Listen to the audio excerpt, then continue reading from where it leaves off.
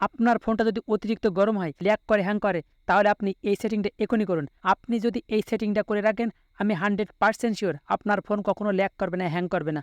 আপনার ফোনটা আপনি খুব ভালোভাবে ব্যবহার করতে পারবেন। তো এই ভিডিওটা আপনার টাইমলাইনে শেয়ার করে রাখুন।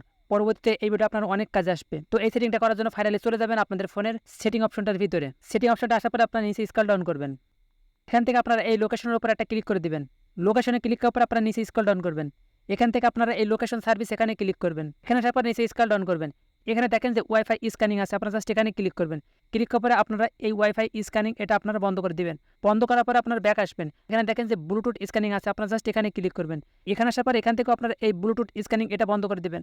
বন্ধ করার পরে আপনারা এখান থেকে ব্যাক আসবেন। ব্যাক আসার পর এখানে দেখেন যে একটা সার্চ বক্স আছে, এই সার্চ বক্সে আপনারা লিখবেন রিমুভ অ্যানিমেশন। আপনারা এই রিমুভ অ্যানিমেশন লিখে সার্চ করবেন। সার্চ করার পরে এখানে দেখেন যে রিমুভ অ্যানিমেশন চলে আসছে। আপনারা জাস্ট এখানে ক্লিক করবেন। ক্লিক করার পরে আপনারা দেখেন এখানে যে